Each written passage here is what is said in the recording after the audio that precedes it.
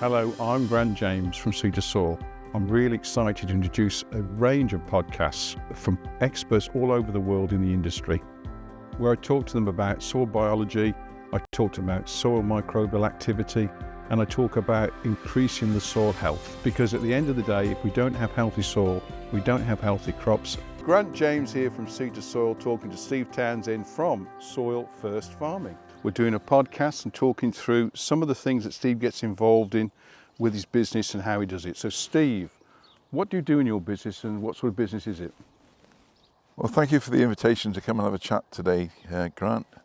Soil First Farming is fundamentally a consultancy company helping farmers reduce their costs and boost their profitability through the use of conservation agriculture, or put it another way, better soil management, because the answer to all farmers' profitability issues lies in the soil.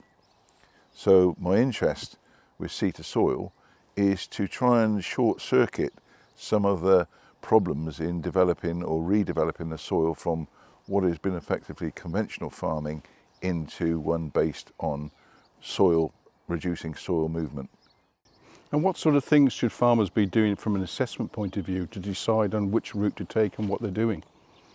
I think that's where the opportunity is for our business, because a lot of farmers are, I think, confused as to which is the best step and which way they should be going if they want to go on this regen, soil management improvement journey. And so far, I mean, you've done some work, and a lot of work you've done. How does Sea2Soil fit into a regen plan? Well, basically the soil is part of the environment, obviously. The environment is run on carbon, so we need to maintain and improve the carbon levels in our soil. In doing that, we need a healthy and large biology, whether it be small animals like protozoa, bacteria, fungi, the whole food web. And that runs on the energy provided by different forms of carbon. So we have the crops themselves providing carbon via their roots. We have the residue from those crops providing carbon in their bodies that have finished with at harvest time. And then we can use bought-in products to supply another form of carbon. Sea2Soil is one of those products. And so what we don't know is how much it can boost the biology. I'm pretty sure it is, because it's logical common sense that you're putting a very digestible and very good quality of protein and carbohydrate into the soil, which should, if you leave the environment in the soil to proliferate, should do exactly that for our biology. So that's my interest with the product. But it's an adjunct to good soil management, which is the basis of conservation agriculture. Yes, we should have some results by the end of this year. We're working with Nottingham University at the moment, looking at some of these things. Fascinating to see, but fundamentally farmers need to stop moving their soil. Cultivations is not a very popular thing to say, but cultivations are the things that damage our soil. If you damage the soil, you damage the biology in the soil. You damage the biology, you then have to spend more money on inputs like fertilizer, or more management time in moving soil, which is quite expensive. Yeah. What's your involvement with the BASE, an organisation here in the UK? BASE, it's a farmer group for farmers to share their information with each other on their experiences with conservation agriculture. So it's really farmer to farmer, because that's how I think farmers learn more, by talking to another farmer. And so it's a group set up for farmers to share their experiences with conservation agriculture.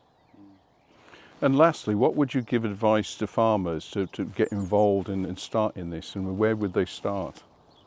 Where would they start? Fundamentally, they've got to work a plan around their rotation to enable them to stop moving the soil quite as aggressively as they are.